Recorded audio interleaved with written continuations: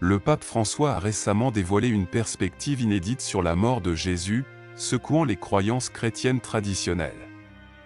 Mon Dieu, pourquoi m'as-tu abandonné? Cette question poignante de Jésus sur la croix a longtemps symbolisé l'apogée de son sacrifice.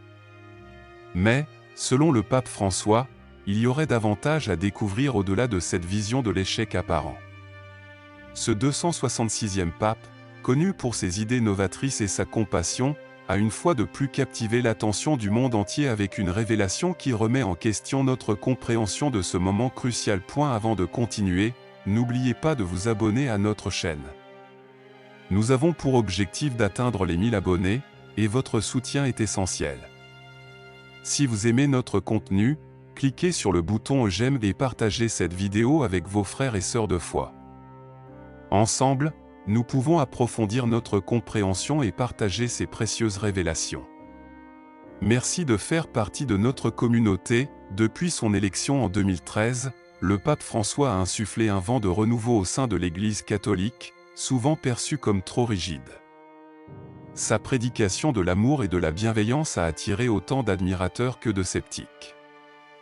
Mais cette fois-ci, même les fidèles les plus dévoués ont été surpris par l'ampleur de sa révélation. Lors de plusieurs discours et sermons, il a évoqué ce qu'il appelle la « vraie nature de la mort de Jésus », une interprétation qui diffère de ce que nous avons toujours entendu. Dans cette vidéo, nous allons explorer cette vision fascinante du pape François et tenter de comprendre ce qu'il a réellement voulu dire en partageant cette nouvelle interprétation de la Passion du Christ. Cette réflexion nous amène à interroger nos propres convictions et à envisager de nouvelles dimensions de notre foi. Lors de sa dernière intervention à Pâques, le pape a touché des sujets fondamentaux pour les chrétiens, soulignant la constante présence de Dieu à nos côtés.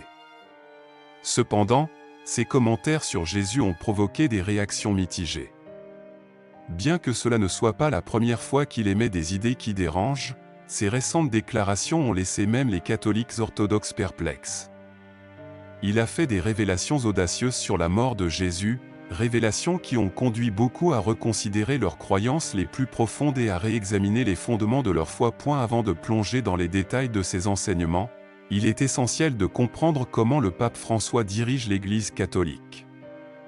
Contrairement à ses prédécesseurs, il choisit une approche humble et accessible, enracinée dans ses propres expériences. Originaire de Buenos Aires, il a été un prêtre admiré pour son engagement envers les plus démunis, vivant dans une simplicité qui reflète ses valeurs. En optant pour une vie modeste au Vatican, plutôt que de s'installer dans le palais apostolique, il a fait preuve d'une vision différente de la papauté, illustrant ainsi un leadership plus personnel et proche du peuple. Ce choix de vie, ainsi que ses discours sur des valeurs telles que la compassion, l'inclusion et la protection de l'environnement, montrent son désir de rapprocher l'Église des réalités contemporaines. Son message est clair, l'Église doit être un refuge pour tous, quelle que soit leur origine ou leur situation. Dans un monde où l'indifférence et l'exclusion sont trop souvent la norme, le pape appelle à un dialogue ouvert et à une acceptation inconditionnelle.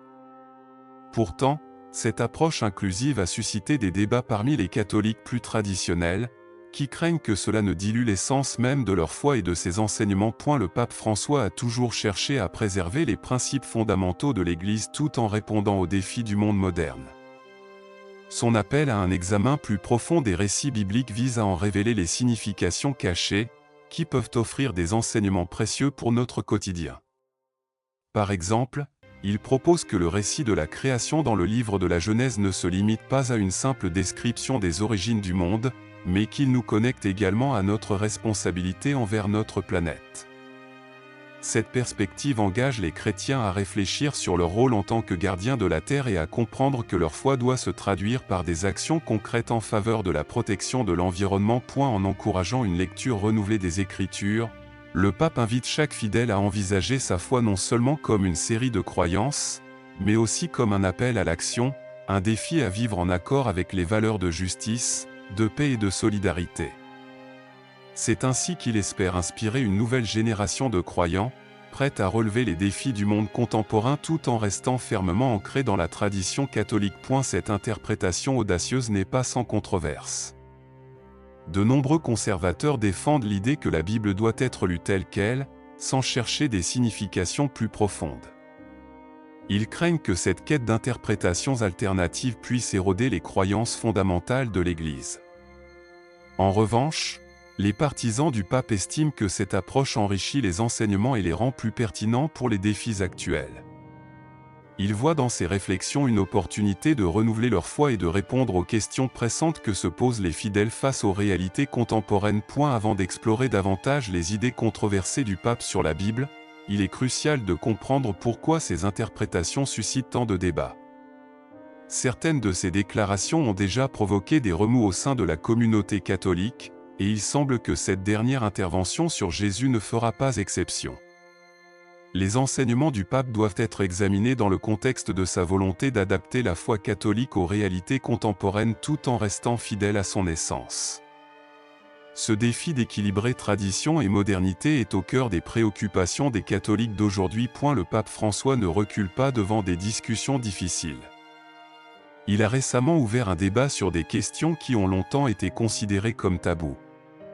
Par exemple, il a fait des déclarations audacieuses concernant les catholiques LGBTQ+, en permettant aux prêtres de bénir les couples de même sexe. Cette décision a provoqué une onde de choc au sein de l'Église et a soulevé des questions sur la direction future du catholicisme. Pour certains, c'est un pas en avant vers l'inclusion, tandis que d'autres l'ont perçu comme une menace aux enseignements traditionnels. Ce sujet, en particulier, met en lumière la lutte entre la nécessité d'évoluer et la volonté de conserver des fondements solides. Dans le passé, le pape a également abordé des sujets controversés, comme l'idée que l'enfer pourrait ne pas exister dans le sens traditionnel. Lors d'une interview, il a suggéré que ceux qui ne se repentent pas pourraient simplement cesser d'exister, une vision qui a été clarifiée par le Vatican mais qui a laissé beaucoup de gens perplexes. Ce débat sur l'enfer révèle une fissure profonde dans l'interprétation des doctrines catholiques, et beaucoup se demandent si le pape remet en question des croyances anciennes. Cela soulève des interrogations sur la nature du salut et sur la compréhension de la miséricorde divine dans un monde en perpétuelle transformation. Ces déclarations sur la pauvreté, la miséricorde et l'inclusion s'inscrivent dans une vision plus large d'un catholicisme qui évolue. En 2013, il a souligné que les véritables problèmes du monde ne se limitaient pas à des questions doctrinales, mais incluaient des réalités comme le chômage des jeunes et l'isolement des personnes âgées. Il a insisté sur le fait que convertir les gens au catholicisme ne devrait pas être l'objectif principal, remettant ainsi en question les pratiques missionnaires traditionnelles. Cette approche humaniste a pu désorienter certains catholiques, mais elle reflète une volonté de répondre aux besoins de l'humanité. Le pape François nous rappelle que la foi doit aussi se traduire par des actions concrètes, cherchant à améliorer la vie des plus vulnérables. Le pape François a également pris position sur des questions économiques et sociales, exprimant des préoccupations profondes sur les effets du capitalisme sur les plus vulnérables. Il a dénoncé un système qui, selon lui, privilégie la richesse et l'indifférence aux souffrances des pauvres. Ces critiques du capitalisme, qu'il juge souvent inadapté aux besoins des plus démunis, ont été perçus par certains comme un penchant pour des idées socialistes, suscitant des réactions variées au sein de l'Église et au-delà. Cette dénonciation des inégalités économiques résonne avec de nombreux fidèles qui aspirent à une Église plus engagée socialement. Un moment particulièrement marquant a été son opposition à la peine de mort, déclarée mauvaise en toutes circonstances. Cette position représente un changement radical dans la doctrine catholique, qui a longtemps considéré la peine de mort comme acceptable dans certaines situations. Bien que cela ait été salué par certains, d'autres, y compris des érudits catholiques, ont exprimé leur mécontentement, affirmant que cela contredisait des croyances fondamentales de l'Église. Ce changement a ouvert un dialogue sur la valeur de la vie humaine et sur le rôle de la rédemption, même pour ceux qui ont commis des actes graves. En réponse à ces critiques, un groupe d'intellectuels catholiques a même rédigé une lettre accusant le pape de prêcher des idées contraires aux enseignements traditionnels. Ces tensions illustrent les luttes internes au sein de l'Église catholique, entre ceux qui souhaitent conserver des doctrines historiques et ceux qui plaident pour une modernisation nécessaire. Ces débats autour des enseignements du pape François reflètent une Église en pleine mutation, confrontée à des défis contemporains. Il devient essentiel pour les catholiques de s'interroger sur leur foi et d'engager des conversations ouvertes sur ces sujets délicats. Les idées du pape François ne surgissent pas dans un vide. Elles s'inscrivent dans une dynamique plus vaste qui a débuté avec le Concile Vatican II dans les années 1960, un tournant qui a incité l'Église à examiner ses doctrines à la lumière des évolutions socioculturelles. Ce changement d'approche a permis une lecture plus nuancée de la Bible, intégrant histoire et culture pour en approfondir la compréhension. Cependant, cette évolution a également suscité des débats houleux, certains conservateurs voyant ces interprétations comme une menace à la foi catholique. Ce contexte historique est crucial pour saisir la portée des réformes actuelles du pape. L'introduction récente de discussions sur l'ordination des hommes mariés dans certaines régions et la bénédiction des couples de même sexe par des prêtres a exacerbé ces tensions. Ces propositions interrogent la rigidité des croyances traditionnelles et soulèvent des questions sur l'avenir de l'Église. Les traditionalistes craignent que ces changements ne compromettent l'intégrité des enseignements catholiques, tandis que les partisans du pape estiment que ces évolutions rendent la foi plus accessible et pertinente pour les fidèles d'aujourd'hui. Cette dichotomie met en exergue les défis d'une Église qui tente de naviguer entre fidélité à ses racines et adaptation aux besoins des croyants contemporains. En fin de compte, ces débats portent sur une question fondamentale: les croyances de l'Église doivent-elles rester figées ou peuvent-elles évoluer avec le temps? Le pape François plaide pour une vision dynamique, où la foi est un guide qui accompagne les gens dans leur réalité actuelle, tout en honorant les valeurs essentielles de l'Église. Cette approche invite les catholiques à vivre leur foi de manière authentique, en prenant en compte les défis et les souffrances du monde moderne. Il nous pousse à réévaluer notre compréhension de la foi et à envisager un chemin qui inclut toutes les voies, même celles qui ont été historiquement marginalisées. Les enseignements du pape François sur Jésus sont parmi les plus percutants de son pontificat. Il ne se limite pas à des discussions théologiques, il appelle à une action concrète fondée sur l'amour et la bienveillance, comme Jésus l'a fait. En soulignant que Jésus s'est profondément soucié des pauvres et des opprimés, il incite les chrétiens à suivre son exemple. Pour le pape, Jésus n'est pas une figure lointaine, mais un compagnon proche, profondément engagé dans la vie des gens ordinaires. Cela nous rappelle que notre foi doit être vécue au quotidien, en se traduisant par des gestes concrets de solidarité. Lors d'une visite mémorable à un centre correctionnel, le pape a réalisé un geste puissant: il a lavé les pieds de 12 jeunes détenus de divers horizons, y compris des femmes et des membres de différentes confessions. Ce rituel du lavement des pieds, qu'il a lié à l'enseignement de Jésus, illustre l'importance du service et du pardon. En se penchant sur les plus marginalisés, il rappelle à tous que la dignité humaine transcende les erreurs passées et que chacun mérite amour et compassion. Ce geste symbolique réaffirme l'idée que la rédemption est accessible à tous, peu importe leur passé. Lors de cette cérémonie, le pape a souligné que la difficulté d'accepter les injustices du monde ne devrait pas nous rendre insensibles. Au contraire, il a affirmé que la grâce de Dieu nous permet de reconnaître notre humanité commune, nous rappelant que tous peuvent trébucher. En insistant sur l'idée que Jésus veut nous sauver et nous servir, il nous invite à ouvrir nos cœurs aux autres, à pratiquer la charité et à cultiver une noblesse d'esprit. Cette approche inclusive et réconfortante est au cœur de son message, invitant chacun à un chemin de transformation personnelle. Lors d'une messe récente sur la place Saint-Pierre, le pape François a poursuivi ses révélations marquantes sur l'esprit véritable du christianisme. Il a exhorté les chrétiens à prier pour développer la capacité de voir les autres avec la même miséricorde et le même soin que Jésus nous accorde. En proclamant que personne n'est parfait et que nous péchons tous, il a mis en lumière l'importance de la compassion dans nos interactions quotidiennes. Le pape a rappelé que, si le Seigneur jugeait uniquement sur la base de nos faiblesses, nul ne pourrait être sauvé. En citant l'évangile de Jean, il a précisé que Dieu n'a pas envoyé son Fils pour condamner le monde, mais pour le sauver. Cette affirmation encourage les chrétiens à se voir avec compréhension et empathie, à l'image de la manière dont Jésus perçoit chacun d'entre nous. Le pape a insisté sur le fait que lorsque Jésus rencontrait des gens, il voyait l'intégralité de leur être, y compris leurs défauts et leurs faiblesses, non pas pour les juger, mais pour les libérer du péché. Ce regard plein d'amour et de compréhension est une invitation à réévaluer nos propres jugements et à embrasser l'humanité dans toute sa diversité. Il a ajouté que Jésus ne cherche pas à nous condamner, mais souhaite plutôt que personne ne se perde. Cette vision bienveillante est un appel à embrasser notre humanité, à reconnaître que nous avons tous besoin de pardon et de rédemption.